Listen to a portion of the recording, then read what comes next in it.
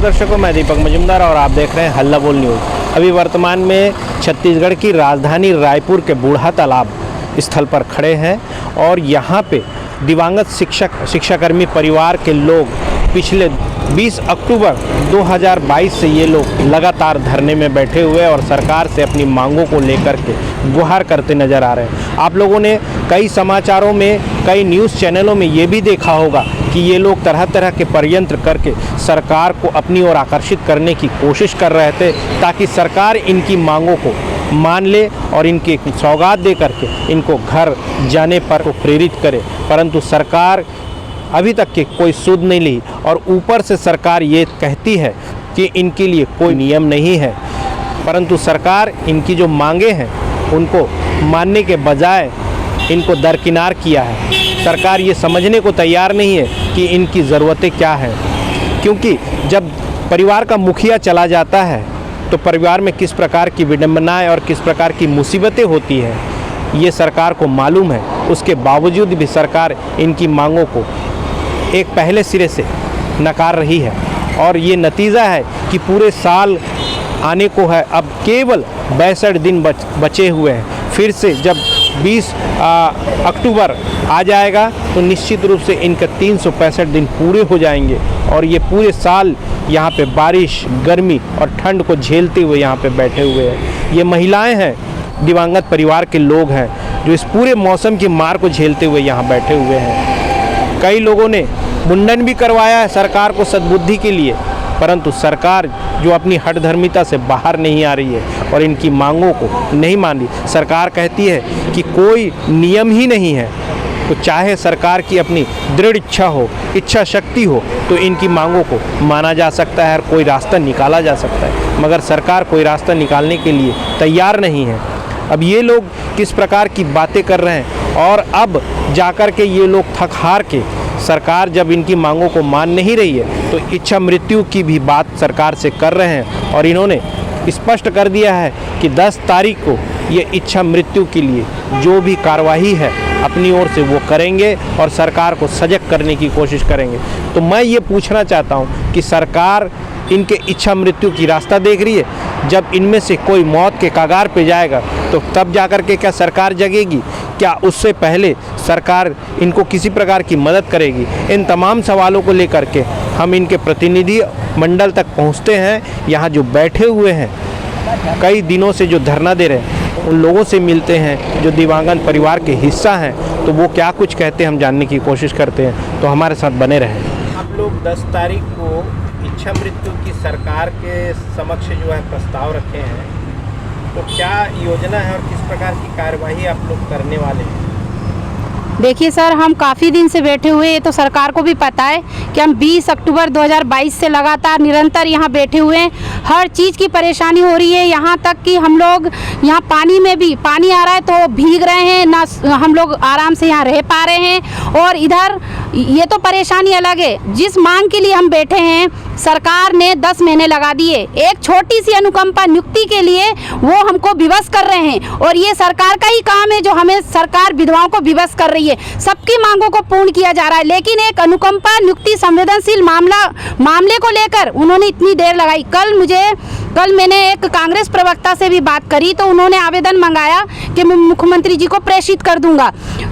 मुख्यमंत्री जी के पास कल आवेदन भी पहुंच चुका है। यहाँ तक कि मैंने छोटी सी मांग रख दी है कि हमारे बच्चों को पालने के लिए आप कहीं भी अन्य विभाग में एडजस्ट कीजिए, या तो फिर छोटी सी मांग हमारी कलेक्टर दर दे दीजिए ताकि हम अपने बच्चों का पालन पोषण कर सके, लेकिन वह भी मांग से वंचित कर रहे हैं हमको। तो हम क्या, विधवा महिलाएं क्या करेगी? इसीलिए हमने फैसला किया है, पूरी जो महिलाएं हैं उन्होंने संकल्प ले लिया है कि 10 तारीख को, 10 अगस्त को, 9 अगस्त तक अगर हमारी मांग पूर्ण नहीं की गई तो 10 अगस्त को हम आत्मदाह करने पर होंगे मजबूर। क्या सरकार लगती है कि आपके आत्मदाह से भयभीत होकर के कोई निर्णय लेगी? सरकार ले भी सकती है।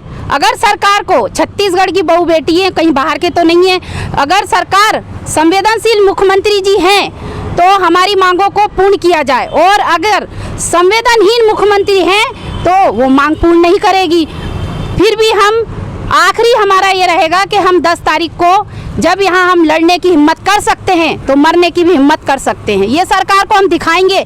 जब मुंडन की बारी आई थी, हमने पहले से सरकार को अवगत करा दिया था कि हम लोग मुंडन करेंगे, और मुंडन भी हो गया। लेकिन अब हम पूरी सामूहिक विधवा महिलाएं आत्मदाह करने पर हो जाएंगे मजबूर।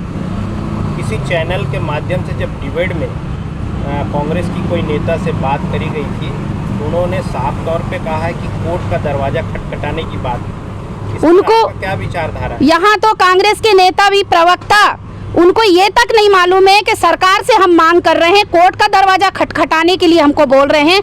कोर्ट में अगर हम जाते और कोर्ट से अगर हमारी मांग पूर्ण हो जाती, तो ये सरकार ने जो वादा किया है और अभी वादा खिलाफी कर रही है, तो हम लोग यहाँ नहीं बैठते। सरकार ने खुद सत्ता में आने से पहले कहा था कि हमारी सरकार आप बना दो, हम आपकी मांग को योग्यता के आधार पर नियुक्ति कर देंगे। ये सरकार का कहना था। और अभी हम लोगों को बोलते हैं कि कोर्ट जाएं। कोर्ट किस बेस पे जाएंगे? सरकार यहाँ बैठी है, माननीय मुख्यमंत्री जी सभी को अधिकार दे रहे हैं, तो हमको भी अधिकार दिया जाए।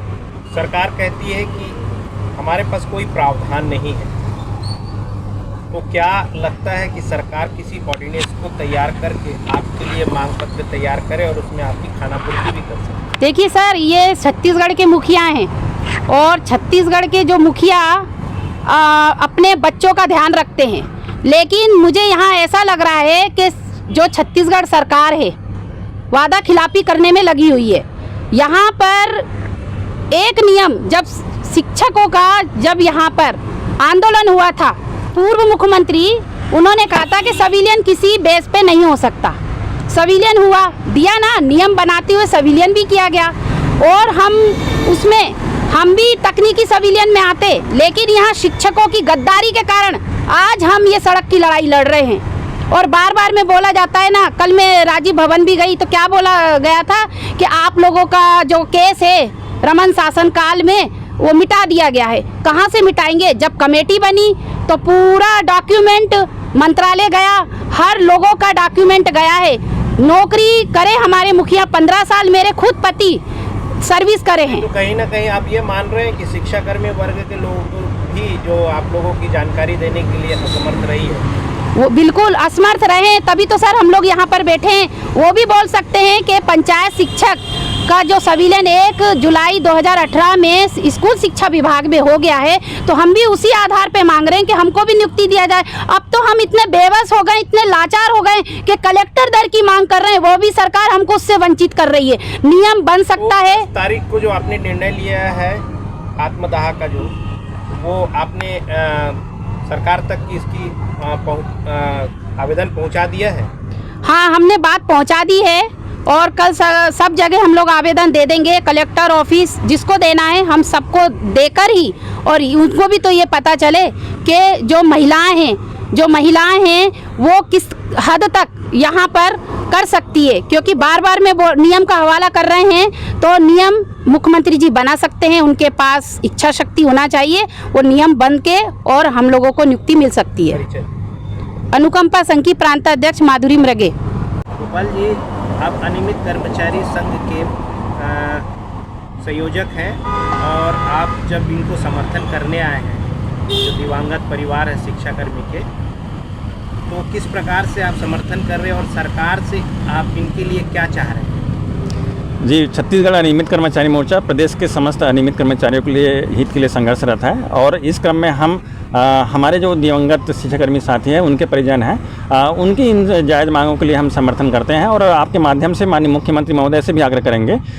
सरकार जो होता है आम जनता के लिए होता है, और जनता के लिए यदि कोई नियम नहीं भी है तो उसको बनाया जा सकता है। तो आप एक सकारात्मक दृष्टिकोण अपनाते हुए इन हमारे जो बहने भाई हैं, हमारे दिवंगत जो साथी हैं, उनके परिजन को आप तत्काल उनकी मांगों को पूरा करें। और ये बहुत ज़्यादा नहीं है, इनकी संख्याएं बहुत कम है। आपने समय समय पर बोले भी हैं कि इस तरह से जो बातें होती है उसके लिए कोई नियम नहीं है तो कैसे करें, लेकिन सरकार, ये जो सरकार होती है जनता के लिए होती है, और जनता के लिए ही काम नहीं करेगा सरकार। यहाँ उठता है कि सरकार की दृढ़ इच्छा शक्ति की बात होती है, तो क्या सरकार में अगर दृढ़ इच्छा शक्ति हो तो कोई ऐसा रास्ता है जो इनके लिए? बिल्कुल बिल्कुल, स्वाभाविक तौर से शिक्षा विभाग में ही लाखों पोस्ट खाली है, कहीं भी इनको क्या है चतुर्थ या तृतीय वर्ग के जो कर्मचारी होते हैं उनको पद पर इसको नियुक्त किया जा सकता है। सरकार के खेमे से जितने भी नेता आते हैं सामने, तो उनसे एक ही जवाब मिलता है कि कोई नियम नहीं है। क्या ऐसा है कि कोई नियम नहीं है या नियम नहीं बनाया जा सकता है अलग से? देखिए, इस तरह से यदि लगता है, नियम तो काफ़ी सारे होती हैं और शासन प्रशासन चाहे, सरकार चाहे तो सब कर सकता है। इसमें कोई दिक्कत नहीं है, बस इच्छा शक्ति की है। एक सरकार क्या है, इनके लिए एक ऑर्डिनेंस पास कर दे या फिर एक कोई सर्कुलर तैयार कर दे तो स्वाभाविक रूप से कोई दिक्कत नहीं है। और संख्या बहुत ज़्यादा भी नहीं है, 1200-1300 के आसपास है। हाँ, और लाखों पोस्ट खाली शिक्षा विभाग में, कहीं भी कर सकता है। हाँ गोपाल जी, अब सबसे बड़ी बात उठ के आ रही है कि इन लोगों ने जिस प्रकार से अब संकल्प ले लिया है कि 10 तारीख को आत्मदाह यानी इच्छा मृत्यु की जो बात हो रही है, उसको लेकर के सरकार के जो खेमे में किस प्रकार की स्थिति पैदा हो। देखिए, कोई भी इस तरह से संगठन या कोई भी व्यक्ति इस तरह से विपरीत परिस्थितियों में ही निर्णय लेता है। और मैं आग्रह करूंगा माननीय मुख्यमंत्री महोदय से, ये हमारे जो साथी बैठे हैं इनको इस तरह से क्या है फैसला लेने के लिए आप विवश ना करें। आप भी एक अनियमित हैं और हम भी अनियमित हैं, तो ये सरकार को सोचना है। और पुनः मैं आपके माध्यम से बोलूँगा कि माननीय मुख्यमंत्री महोदय इसको गंभीरता से ले और इनकी मांगों को पूरा करें। आपके द्वारा जो अनियमित कर्मचारी और संविदा कर्मचारियों की जो लगातार हड़ताल हो रही है, अब जाकर के सरकार ने उसको ख़त्म करने का जो माध्यम तैयार किया है और हड़ताल भी ख़त्म हो गया है, इसके बाद आप लोगों का क्या नया योजना क्या चल रहा है? देखिए, ये तो षड्यंत्रपूर्वक इस हड़ताल को ख़त्म किया गया है और केवल एक वर्ग के जो संविदा जो हमारे साथी थे उसने हड़ताल बंद किया है। अभी अनेक हमारे साथ में मोर्चा में लगभग 7 प्रकार के कर्मचारी हैं, जिसमें जॉब दर, मानदेय, दैनिक वेतनभोगी, आउटसोर्सिंग, ठेका, सेवा प्रदाता और इसी प्रकार का अंशकालीन। तो आंदोलन तो चलेगा। हमारा 6 तारीख को एक धरना प्रदर्शन और जेल भरो आंदोलन है। इसके माध्यम से हम अपनी बातों को शासन प्रशासन के समक्ष रखेंगे। आप सीधे तौर पे कहना चाहते हैं कि आंदोलन खत्म नहीं हो और ये बिल्कुल सरकार की षड्यंत्र रही है जिसका आपका आंदोलन? बिल्कुल। यदि क्या है, आपसे माननीय मुख्यमंत्री महोदय से मिला है कोई भी हमारे संगठन के जो साथी हैं, तो वो स्टेटमेंट जारी करना चाहिए कि हमारे मध्य ये बातें हैं और हमारे कर्मचारियों के लिए इसने इस तरह से हमारी बातों को एडमिट किया है। क्या आप मानते हैं कि कर्मचारियों को भयभीत करके ये जो हड़ताल को समाप्त किया गया है? नहीं, इस तरह से कोई किसी को भयभीत नहीं कर सकता, लेकिन इस तरह से एक वर्ग के जो कर्मचारी हैं उनके साथ मिला है और इस तरह से बातें मीडिया के माध्यम से आ रहा है, ये हमारे लिए बहुत दुर्भाग्यपूर्ण है। और मैं आपके माध्यम से प्रदेश के समस्त अनियमित कर्मचारियों से मैं आग्रह करूँगा कि आप 6 तारीख को अधिक से अधिक संख्या में पहुँचकर अपनी मांगों को शासन प्रशासन को मजबूती से रखने में हमारी मदद करें। गोपाल प्रसाद साहू, प्रांतीय संयोजक, छत्तीसगढ़ अनियमित कर्मचारी मोर्चा।